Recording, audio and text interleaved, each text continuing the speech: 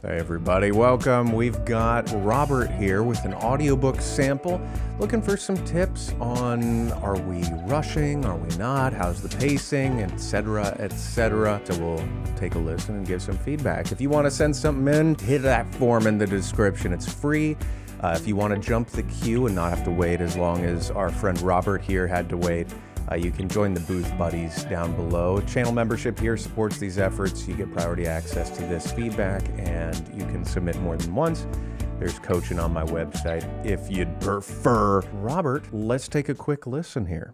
The clouds cleared as the sun shone through for the first time in days. Jackson took a moment to rest, examining his surroundings, searching for an optimal line through the trees to start his ascent. The valley was stunningly beautiful, the trees covered in freshly fallen snow, glistening in the sunlight from the suddenly clear blue sky overhead. He could only imagine what it looked like in the summer when the foliage was in full bloom, as he stood admiring.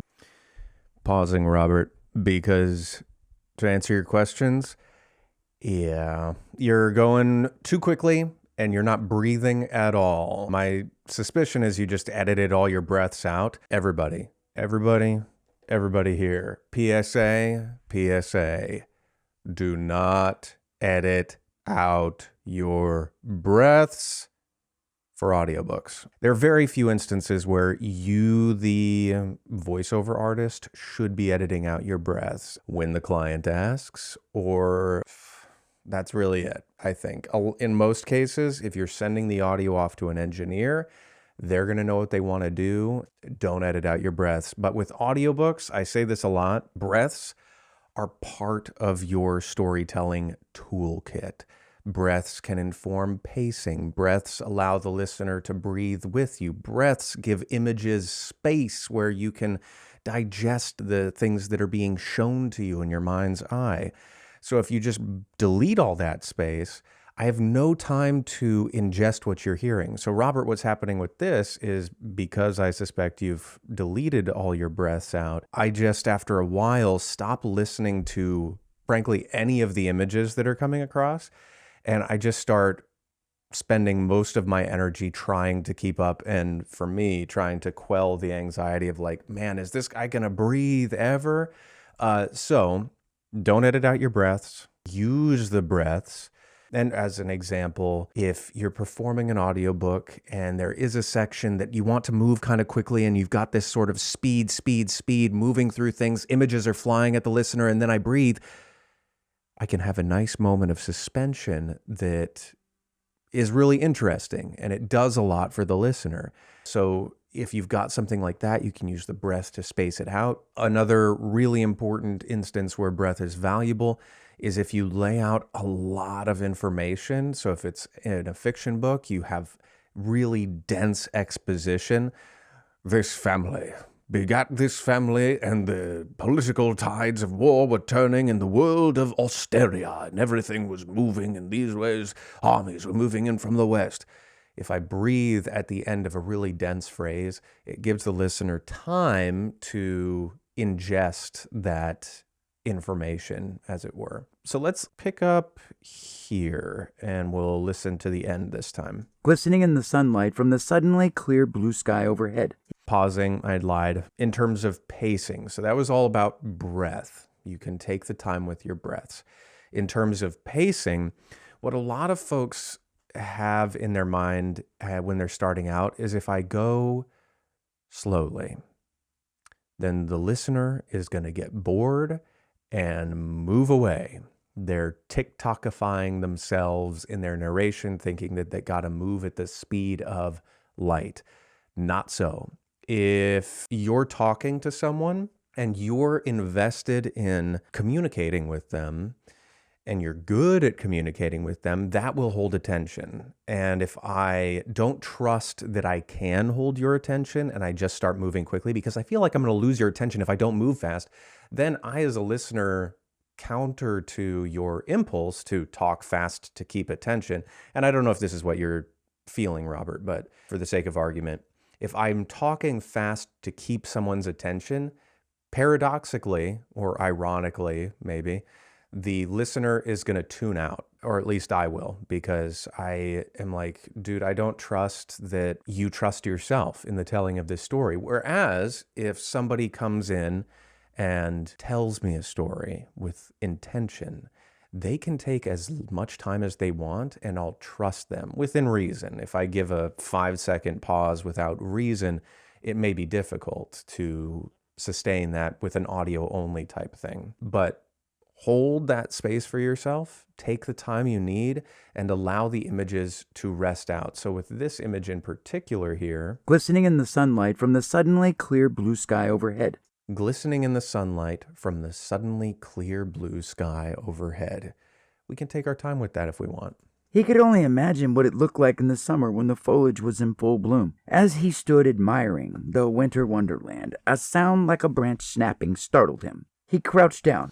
This is another thing this will help in your adjusting of both your pace of delivery and the pace of your breaths and the spaces in between phrases. Think cinematically. I say this often, but it's a really helpful note. This phrase that we just listened to has a lot of images in it. And right now, they're all kind of getting, by virtue of your pacing and the no breaths, they're getting smashed together into this indiscernible blob, basically.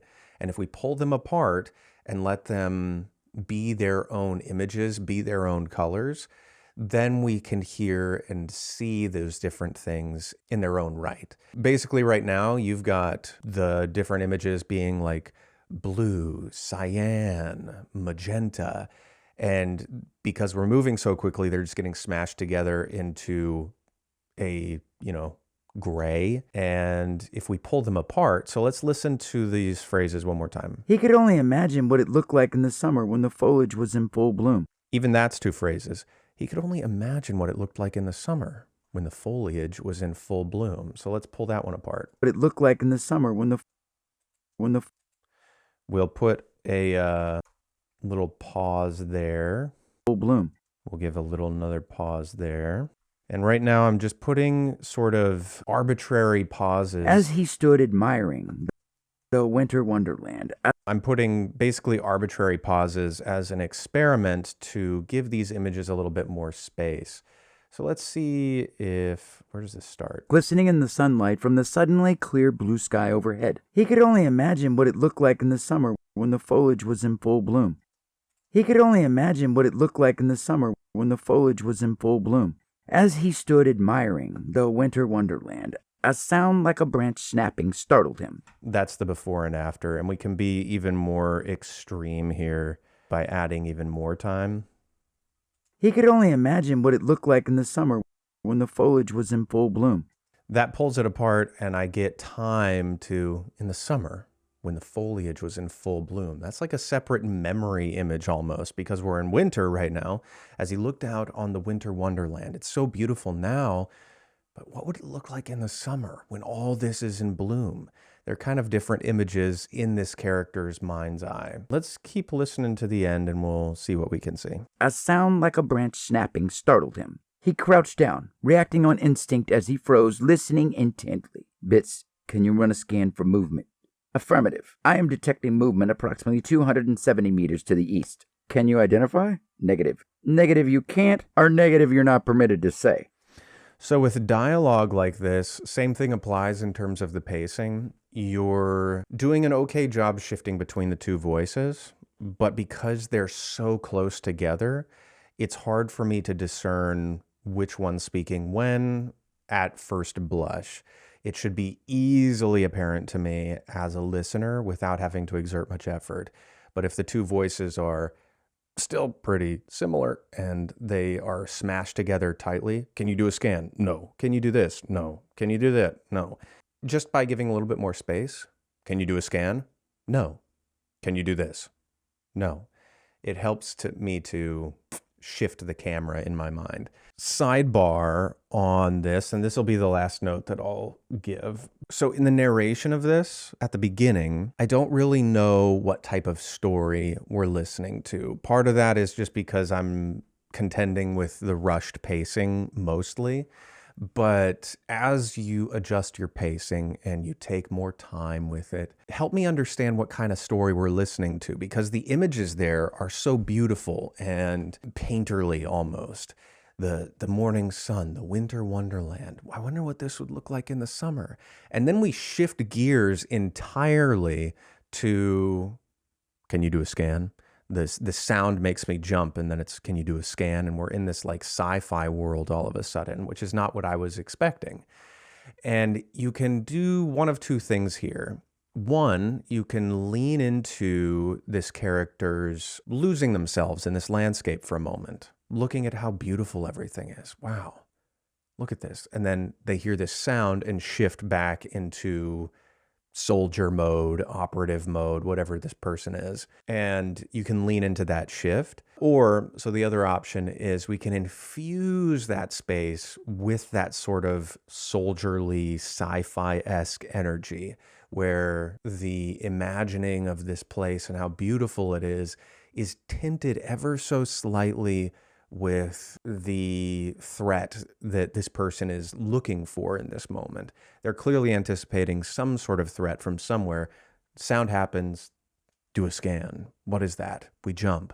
You can have that underbed throughout the entire narration for the first section. The way you can think about it is right now, there's not much of a musical score underneath the narration. We don't really hear the vibe necessarily of what's going on until we get to the dialogue. And then it becomes like we're in a sort of espionage, sci-fi type thing, perhaps. But take a music bed through the whole thing. Is this a thriller? Is it a sci-fi? Is there no musical score and we just live with the silence? Whatever your choice is for the movie in your mind here, lean into it a little bit more, and that'll help as well. I hope this was helpful for you, Robert, and for everybody else. I hope it was helpful for you too. At the end of this summer, I should have an app coming out. It's going to be in conjunction with a bunch of my coaching stuff. I'm working on courses in full, but the app will likely precede it in launch. It's very fancy stuff, but if that's of interest, keep your eyes out. I'll try to let you know as things roll along here. Until the next one of these, be well, everybody, and I'll see you there. Toodles.